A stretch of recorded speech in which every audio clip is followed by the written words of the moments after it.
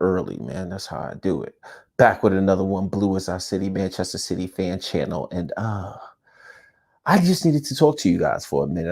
Got some things I want to discuss, and I want to talk to other City fans out there, other Premier League team fans out there, and just kind of check in with everybody. Know how want to see how everybody's feeling as we progress in this season. We just ended the transfer day, so that's what we're going to talk about.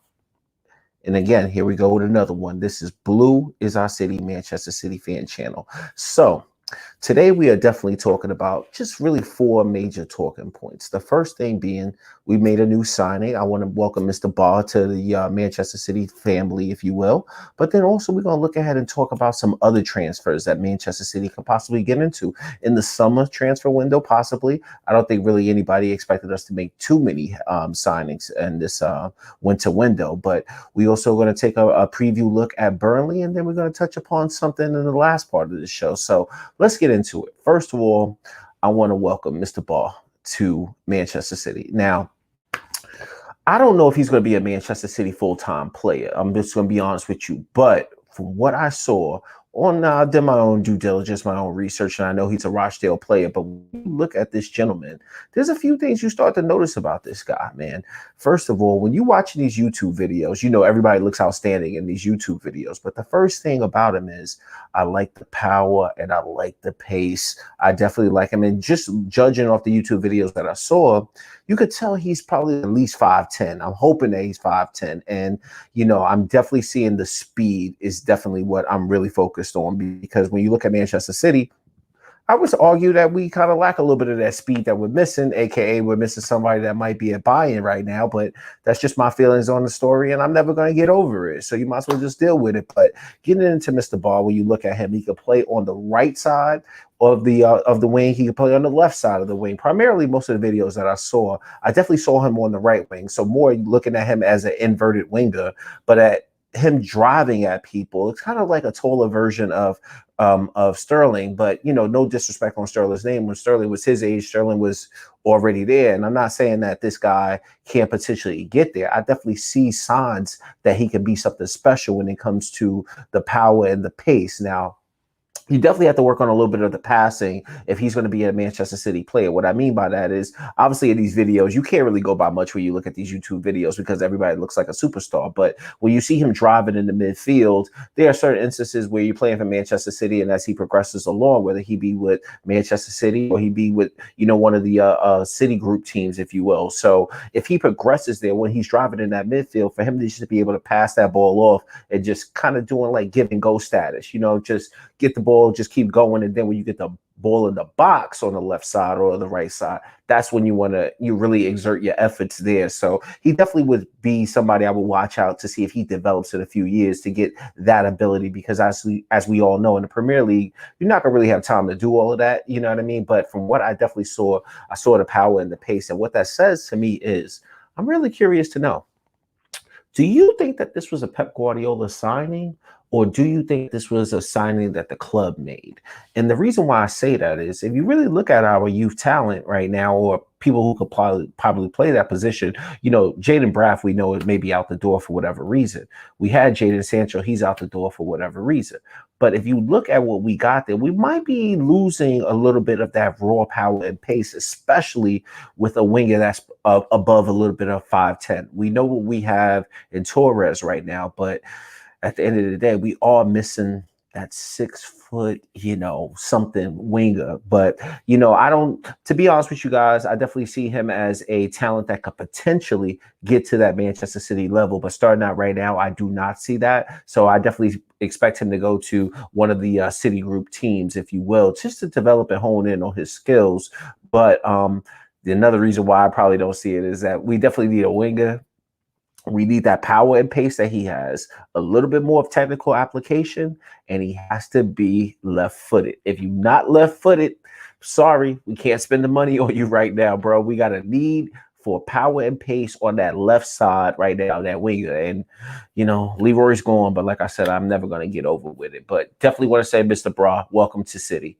I want to make sure we welcome you here, because I really do think that you have potentially the talent. Work on your craft, hone in on your craft, learn how you can be better, learn to when to apply that application, and Do not lose that power and pace, because you definitely are a player, in my opinion, that has the ability to make it in England, because we all know that England is a power and pace country. So, I'm interested to see, like I said, if Guardiola actually made this signing, or this is somebody at Manchester City saying, hey, this may be an investment opportunity, or this may be a need in the future who can replace some of that speed and give us a little bit more of that speed and power sometime in the future. So as we move along with the show, like I said, I want to definitely welcome him to Manchester City.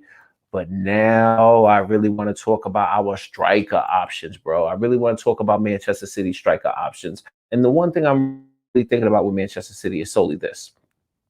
Obviously, we know that there's so many Manchester City fans who want to sign a striker. Whether we did it in the winter window, hopefully everybody's hoping that we're going to do it in the summer window. I really want to touch upon this topic, and I even did it like a poll on Reddit where I was asking people, where if we could make one signing at one position, forget the player, what is that one position that we need a signing in? Obviously, the first answer was striker, and it was about 400 and something votes on Reddit on the channel, and people said, overwhelmingly striker. But it was interesting, the other answers that people gave. People also said, hey, there might be a winger opportunity, maybe something in the midfield. But when we look for striker, I think overwhelmingly most people think that we need a striker. So now we're going to talk about, should Manchester City sign a striker? Who would those strikers possibly be? And what is my opinion on the matter? I'll definitely let you know in the end. But as we go along with this, obviously the number one candidate, Mr. Haaland, right? I definitely have to do something with this StreamYard thing. But until then, I don't know how to work it. As you know, this is live, so this is what we do. But going back into Mr. Haaland, every Manchester City fan wants Manchester City to sign Haaland. Do I want us to sign Haaland? Absolutely. Haaland is a stud, flat out, hands down. He's definitely somebody who has that power, that pace. He has, even for a young player, for him to be going through tough times at Dortmund, them having great offense, but then maybe losing games that they should not have, for him to be expressing his dismay with those type of results and willing to track back. One game in particular I was watching, I think it was last week, where he tracked back and was a little vocal, but you see that fight, you see that determination for such a young player to have not only power, pace, application, because the man is clinical. So if there's one thing about Manchester City striker situation is like, since primetime Aguero and until we get Aguero back, we might be lacking a little bit of that clinical nature. And then there are some City fans to say, okay, Aguero does it. He's probably not as clinical as he was early on in his career, which is fair due to him, but he's Manchester City. He's Sergio Aguero, and to me, he's Mr. All-Time, hands down. So there's really no replacing Aguero. But if we had to look outside that door and then say, who is somebody that we can replace Aguero with? Of course, I would definitely want Haaland. Do I think Manchester City would sign Haaland? Hells no. You bugging. You think we gonna sign Haaland? Are you out of your fucking mind? There's no way we're gonna sign Haaland. We all want Manchester City to sign this dude. Absolutely. Do you know how much money it would cost for us to get Haaland? When you look at Borussia Dortmund wanted, how much did they want for Dembele? They probably wanted 120 for Dembele. They wanted 120 for Jadon Sancho. Haaland, so they trying to set all-time records with Haaland, bro. So it got to be at least 120 or better, and I'm thinking at least 150. Now, if you a Manchester City fan or you know anything about Manchester City, you think Manchester City about to shell out $120 million on one player? Are you crazy? I would love to see it happen. Don't get me wrong. I would love to see it happen, but I just don't think financially we're set up to do that. And let me be clear. A lot of people on the outside, when they look at Manchester City, say, this club be spending mad money.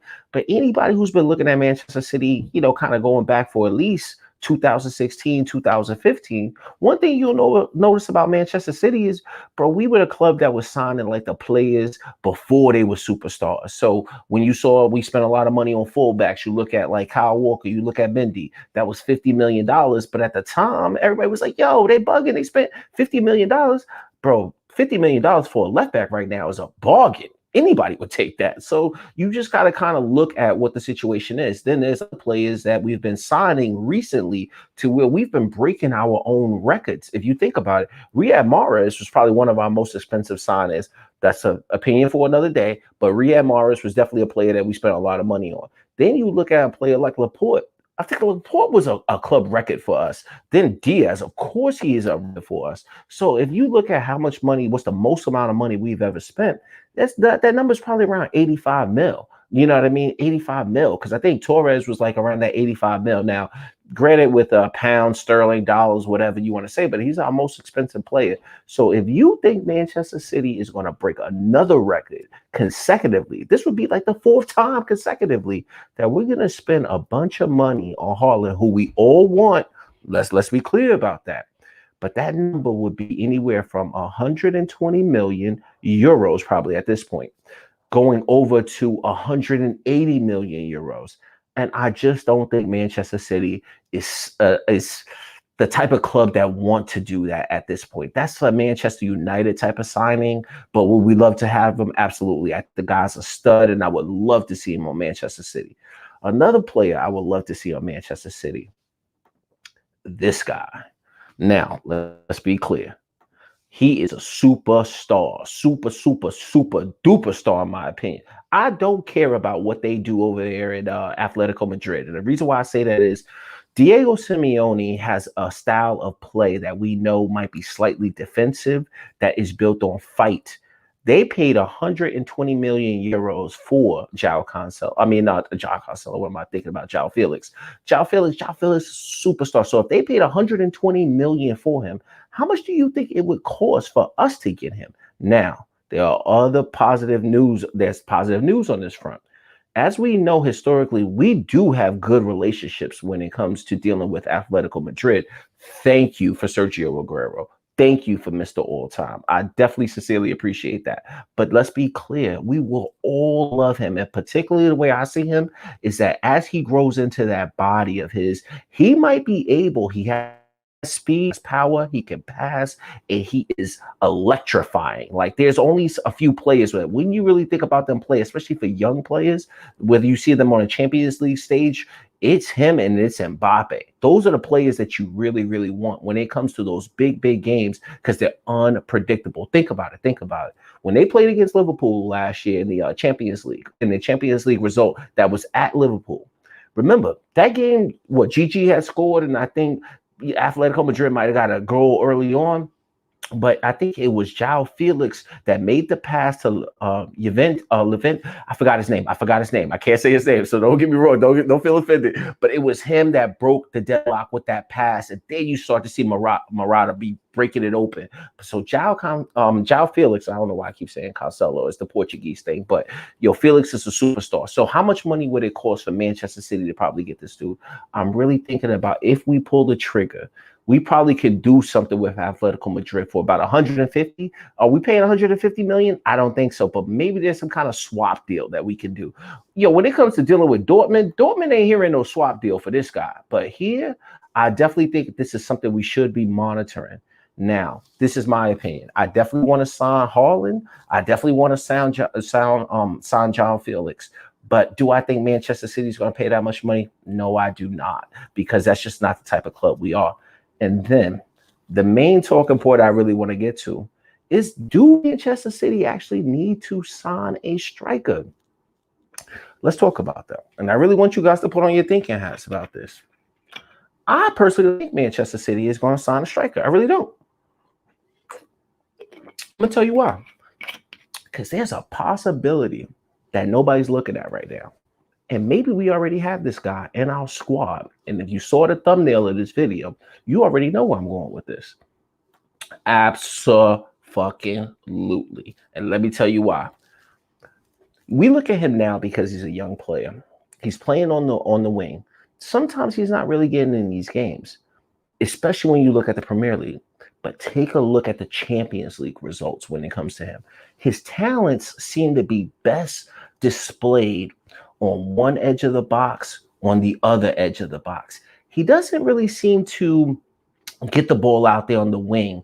And when we get the ball in the Manchester City type of system on the wing, whether you're Sterling, whether you're Mahrez, whether you're Foden, whether you're Bernardo Silva, you got to get that ball and you got to drive it with power and pace. And at this present time, Phil Foden can do it occasionally. Raheem Sterling, he might not be scoring goals for us, but no defender want to see Raheem Sterling just running at them. Yes, you can argue that certain defenders in the Premier League have success against Sterling. But Sterling is power and pace on the wing. And when Manchester City have our wingers at the ball at the wings, they got to be able to run fast. And we're quite not seeing that with Torres.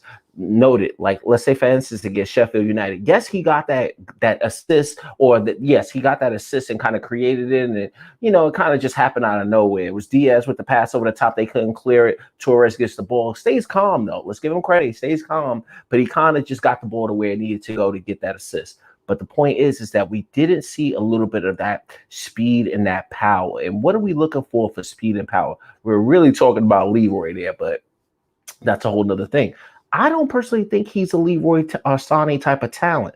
I think if you look at him on either side of the box, he has that ability to poach goals. And if you look at the way, and I think Pep Guardiola is starting to notice, anybody knows about Pep, Pep is looking at all types of things that we're not even thinking about. But ask yourself this question. What about if Pep sees a system to where Gabriel Jesus can be the striker and then Torres plays right off side of him? Kind of like an Aguero Negredo type of situation. Think about those days. Remember when those two played together and how Aguero would flourish in that role because he had something right next to him. I'm not sure Pep would do that, but think about the way Pep used Lewandowski and Muller together. I'm not, because we know Kevin's the 10. We know Kevin's the 10, but there might be some kind of situation where we play, and as we know, we are all fluid. These players are moving around. But one thing you did see against Sheffield United is you saw both of them in the box at times. And I'm thinking Pep's starting to realize whether Gabriel Jesus is going to make it or not. I hope for that. I'm not too sure it will happen, but I like Gabby Jesus. But I really think we need to give Torres a look as a long-term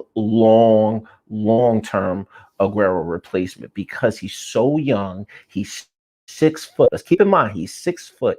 He seems to be very clinical in front of goal. Sometimes the ball just ends up going in. I don't think he even hits it sometimes he hits it with power and it just rolls in and it just comes off ways. The point is it ends up in the back of the net. He doesn't always have clean finishing, but he has the ability to get there. And I'm starting to think that that's what Guardiola sees in him. He doesn't seem like the type of player, because if you're going to be a Manchester City winger, and this is one part that I think Riyad Mahrez struggles with, is that when you're a Manchester City winger, your stats are probably going to be around 10 goals, 10 assists. That's really ideally what Guardiola is looking for you, because the goals are going to be spread out amongst the teams. And with his obsession with midfielders, the midfielders, maybe whoever that striker is going to get most of the goals. It just so happens that Raheem Sterling may get 20 goals in a season.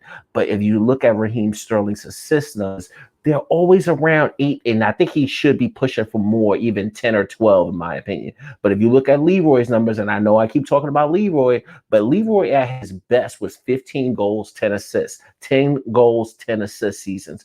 And that's what our wingers have to be able to do. And I don't quite see that with Torres.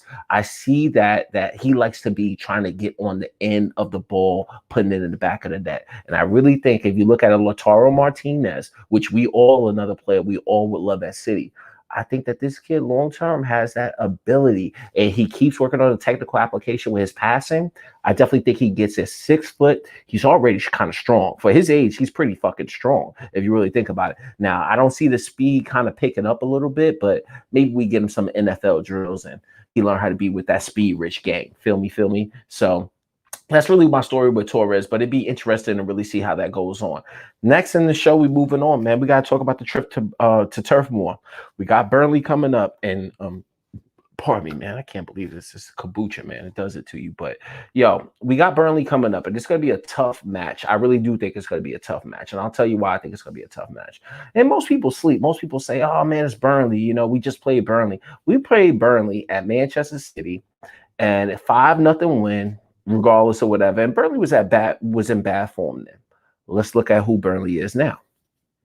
So if our minds go correct about 2, 3 weeks ago. Burnley was the team that got Liverpool to kind of wake up. Burnley was the team that I think snapped Liverpool's 68 game winning streak or some number like that, or some utterly ridiculous number. It was Burnley that snapped that winning streak, and they went to Liverpool and Anfield and got that W. I think they might have beat Villa recently. I know they lost against Chelsea. So if you take that into consideration, Sean Dice has his men winning, what, 2 out of the last 3 Premier League games. And it's not going to be easy for us. And I really think that the team knows it's not going to be easy for us as we go into Burnley. But the most important thing is this. I want to say this. If you guys can remember the last time we went to Burnley, what happened? So the only thing I'm about to say about that situation is we need all planes to be grounded this time. So I really do think the last time we went to Turf Moor, we got to win. And for what I remember, it was just an unfortunate situation. But the team went there and got to win. And the team must be focused this time. We got to be focused. There is no way we can overlook this team, because one thing we know about Sean Dice is that he always has his players up for things. You know, just when you think that they down and out, they probably exude some of the same confidence that he does. When you look at him, you're thinking about power, you're thinking about strength, you're thinking about toughness. And this is a team that we got to watch on set pieces. So our defense will be put to the test because we have to be strong in set pieces, free kicks. McNeil can get forward and maybe score a goal in a free play, but we still have to be on the lookout for that. So I do think that the team needs to be laser focused. I'm not going to really go into what the starting lineup is going to be, because good luck guessing with that. You know, I can't remember the last time I guessed the correct Pep Guardiola starting lineup. And anybody that tells you that they got Pep starting lineup correct, that's impossible. Maybe you got about 8 players out of the 11, but Pep always puts something in there just to, you know, throw a wrench in all of our plans. But the point being is that we cannot take this team lightly. And when you really look at it, pardon me real quick, just let's kind of go look at the table. If you really think about it, I know you can't really see our points over there, but when you look at Manchester City right now, yes, we doing our thing. We got a game in hand. All of this means absolutely nothing if we don't win our game in hand, right? So we have to be able to win against Burnley to keep that momentum going. And we see United, and I'm going to talk about the other team coming up here in a second. But, you know, when we think about Burnley, Burnley is a team that says, yo, Sean Dice is probably telling his man right now, yo, we just beat Liverpool. Liverpool is supposed to be the big dogs. They're the champions. These guys are supposed to be the champions, Manchester City. I know we just played them recently, but these guys are supposed to be the champions. But all we know is that we won 2 out of our last 3 Premier League games, and they're going to be flying high. And this is a chance for Pep Guardiola to say, yo, if you want your starting places on Sunday, you're going to have to be laser focused, be pinned on in this game, be ready to rock. So who do I expect to really start?